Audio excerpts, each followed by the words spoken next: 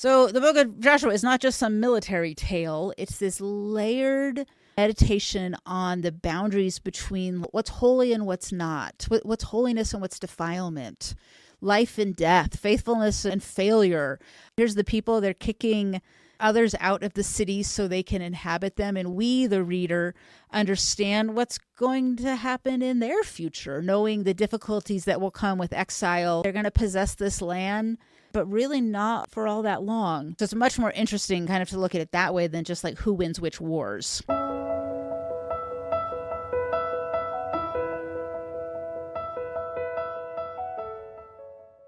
Hello, welcome back to Come Follow Me with Fair Old Testament Year. I am Jennifer Roach Lees. Today we are talking about the book of Joshua. Joshua is a fan favorite of the Old Testament.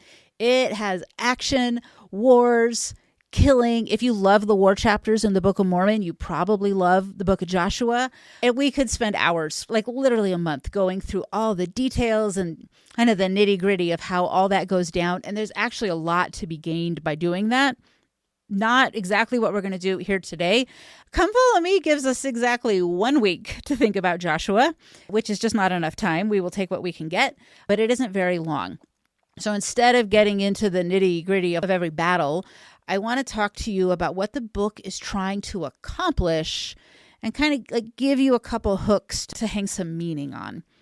The war stories are fun, but it's a little bit harder to pull meaning out of them. It's actually harder to pull meaning out of them than it is the Book of Mormon war chapters. The war chapters kind of feed us meaning all along. So Joshua, it's kind of harder to do that. So I hope these are some hooks that you can hang some meaning on. So to the casual observer, the book of Joshua might play out like a Bronze Age action movie. This really like straightforward chronicle of trumpets sounding and walls crumbling and people dying. This like relentless military march toward victory. But if we step back and take a look at the whole book, we can see that the structure used in this book, we don't have a ton of Old Testament literacy in the world anymore, so we don't see that structure as well. But that's what it's doing. The structure itself is trying to help you see the meaning. So recent scholarship, particularly the work of Robin Baker, suggests that the real story here, it's not as much about the war, it's not about the bloodshed. It's really about how these people go from wandering in the desert to settling down and inhabiting the land. If you remember from some earlier episodes, we talked about how the people needed a bit of like transition time between the time they went from being slaves to being ruled by God as he led them through the wilderness. And here in Joshua, we see a similar transition. So they kind of needed this phase at the beginning when they're first led out of Egypt. And now here at the end, they need another transition phase. They need to unlearn being desert wanderers, and they need to figure out who they are as they are inhabiting this land. So the book of Joshua is kind of obsessed with this idea. It's obsessed with the boundaries of the land. You actually can't really understand Joshua without understanding this bigger sense of what they're trying to navigate. It's physical boundaries for sure. Who is going to live where? How are we going to kick the people out of the city that we want to live in? Where are we going to go? So there's lots of physical boundaries, but it's also boundaries about who they are going to be as a people, what the rules are. Have the rules changed now that they're going to be a settled people and not wanderers? So the book of Joshua is not just some military tale. It's this layered meditation on the boundaries between what's holy and what's not, what's holiness and what's defilement, life and death, faithfulness and failure. It's also for us modern readers who might know what's coming next in the Old Testament. It's a little bit haunted by the shadow of like future exile. Here's the people, they're kicking others out of the cities so they can inhabit them. And we, the reader, understand what's going to happen in their future, knowing the difficulties that will come with exile. It kind of just puts a little bit different tone on this. They're going to possess this land, but really not for all that long. They have some success and then they really have failure. So it's much more interesting kind of to look at it that way than just like who wins which wars. So first, the story is actually framed by two funerals at the beginning and the end. It's not just all about like victories in the middle. It's a story of two funerals. And while we often view Joshua as the beginning of Israel's life in the land, these two funerals kind of are intended to bring meaning to what's happening in the middle. The book is framed by the death of Moses at the start, a flurry of burials at the conclusion, Joshua, the high priest Eleazar, the final reburial of the patriarch Joseph's bones. So big funeral with Moses, and then lots of funerals and renewed funerals in a sense at the end. So in his commentary on Genesis, Robert Adler makes an observation about kind of this narrative arc of the patriarchs. So he says the Old Testament began with an image of God's breath moving across the water. Everything is unformed and it's vast, and God is moving across the vast expanse of the primordial deep to bring the world and all life into being. And it ends with this image of a body in a box.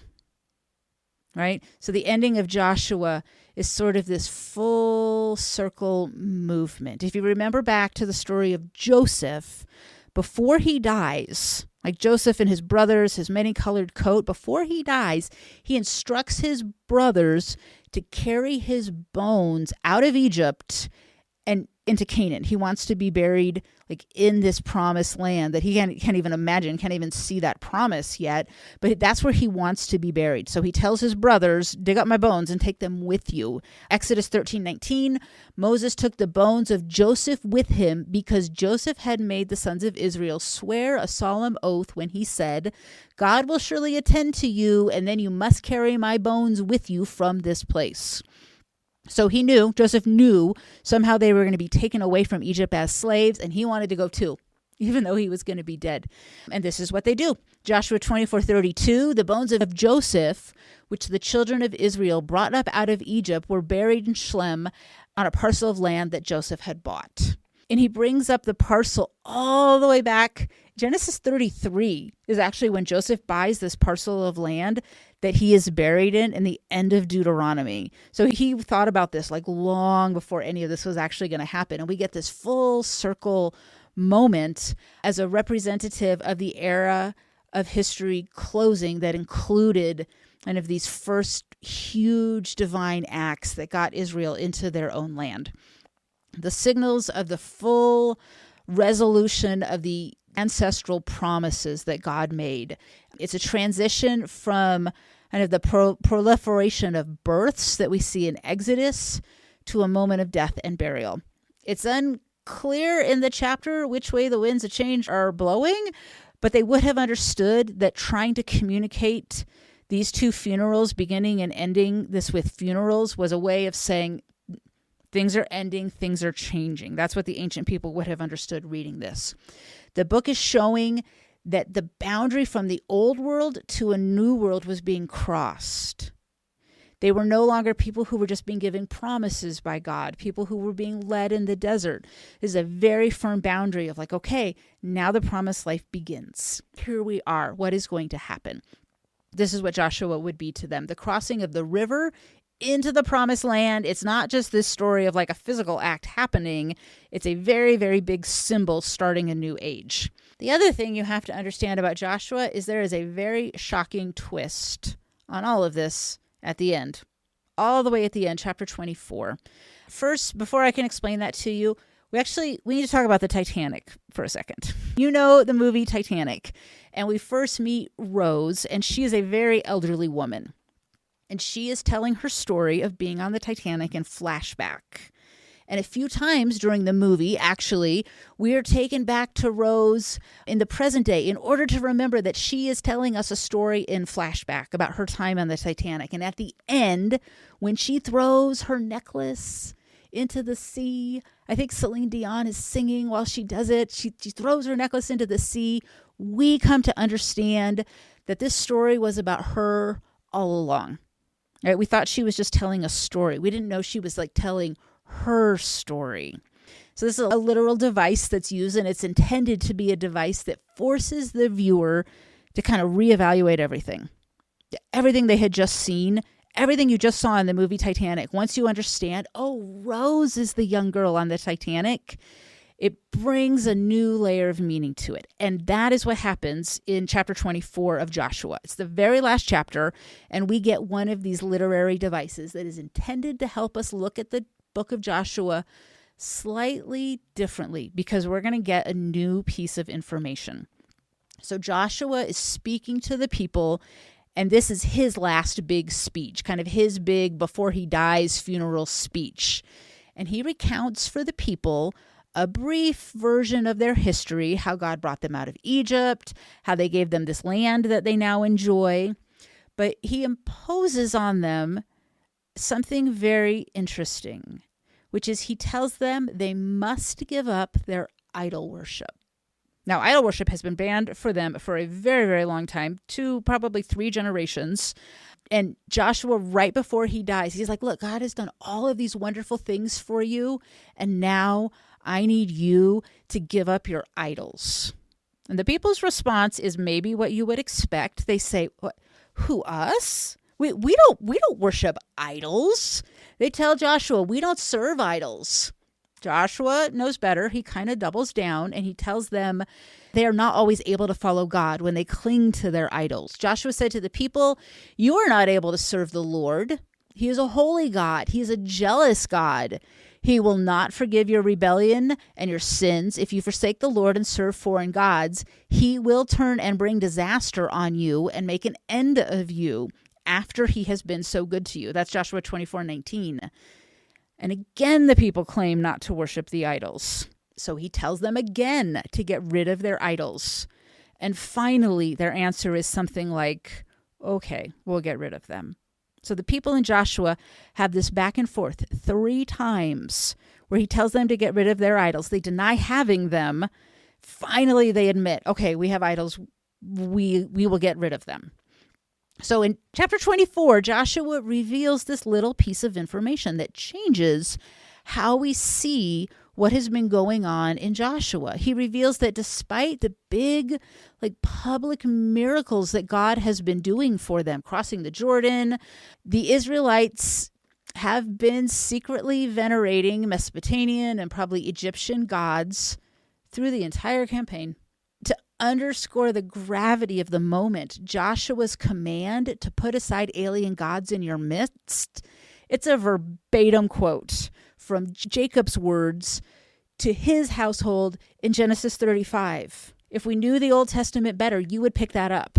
You would pick up, his words, he's doing exactly what Jacob was doing when his family still had idols, and they did still have idols. He tells them, God has been doing great things for us, but you still have to put these away. And Joshua tells the people, God has done amazing things for you, and I know, and God knows you're still worshiping idols. Put them away. It's a little intertextual link that is intended to show you, the reader, that this has been going on for centuries, and the people think they're getting away with it. They think God does not know, but he does. Joshua's final indictment is not this happily ever after, God's done great things for us. It's kind of a cold assessment of the people's inability to maintain the boundaries of holiness. Joshua says, you are incapable of serving Yahweh, since Yahweh is a holy God, a jealous God, who will not bear your trespasses and sins. That's 24:19. He tells them, you are incapable of doing this. There's a couple of pages later, we're in Judges chapter 3, and we see that the people didn't actually listen. All chaos has broken loose. Judges chapter 3, they took in their daughters, these foreign daughters who worshipped idols, and they gave their own daughters to their sons and served their gods. The intermarrying, something they had been told not to do. They're also worshiping these idol gods. The people kind of think they can have it both ways. They can have God win all these battles for them, clear all this land for them, give them everything, but we don't really have to put away our idols. So in the book of Joshua, it's this literary device, it's this piece of information that is revealed that things were not quite as we had thought as we read through the book. You can read the book of Joshua as a military conquest where the people are given the land by God. And it's true, that is what happens. But without this piece of information about the idols, you might think they had finally gotten it together and that they were worshiping God alone and that he was providing for them simply because of their obedience. And certainly there would have been many living among them who were obedient, but on the whole, they still had idols. But when we get this piece of information that God knows and Joshua knows they're still worshiping idols, we can see that's not like 100% of what's happening. And we, the readers who know what's coming, we know the exile that is coming. It takes 300 years, right, for them to get there, but they're carried away by the Babylonians. Why? Because of their idol worship. That is why the Lord lets it happen. Because of their unfaithfulness, because they marry people who serve foreign gods. God is patient with them 300 years more until he says, okay, I've had enough. You're going to face some consequences for not obeying me. We, the reader who know what's coming, it's a very painful, slow car crash right here. Here we see that God is insisting on some moral and religious boundaries, which the people don't listen to. The book of Judges is coming right after this, and it gets terrible exactly because they do not listen, because they go on worshiping these idols. It's incredible foreshadowing here in 24. Let me pivot a little bit, give you a slightly different kind of hook to hang some meaning on. Throughout the book, we see installation of a number of stone monuments. The first one is at a place called Gilgal, and it was intended to be a reminder for future generations about how the people crossed the Jordan River on dry ground. And there are stones set up at Shlem that serve as a similar reminder. But there is another set of stones that's barely mentioned in Joshua, but there is another set of stones that are set up in a place where they are not actually intended to be seen. They're placed under the water. Joshua chapter 4. Joshua commands 12 stones, one for each tribe, to be placed in the river, at the exact place where the priests would have first stepped into the river as they're crossing into the promised land. The waters recede. They cross on dry land. Joshua says, I want you to put some stones right here. And when the water flows and covers the stones back up, no one is going to see them. The stones were meant to be hidden beneath the current. The text says they remain hidden to this day. The public monuments at Gilgal and Shlem, they remind Israel of their duty, of what God had done for them. The underwater stones represent something different. The idea here is that these stones suggest that even when the surface of the relationship is turbulent, a foundational promise remains to this day, hidden but steadfast. Those stones were intended to be an image of God's faithfulness. Beneath all else that might be going on, God will keep his covenant. He will do what he said he will do, and in this case, to restore Israel's 12 tribes to the promised land of their fathers. Now we know, Joshua 24, the people are not exactly living up to this. We know Judges, the people are really not living up to this. We know in 300 years they're going to be taken away by the Babylonians because they were not really living up to this. But at the very beginning of Joshua, God has him hide 12 stones under the water as this very silent testimony to, I made a promise to these tribes and I'm keeping it. It's this fantastic image for the restoration as well. Even when God's plan to work through the 12 tribes becomes obscured, he doesn't abandon it. Even when wickedness comes, when the people are carried away to Babylon, he doesn't abandon it. Even when apostasy happens and priesthood power can no longer be found on the earth, those stones remained under the water as a silent reminder that God had not given up on us, had not given up on his plan, and the gathering of Israel was still very much on his mind.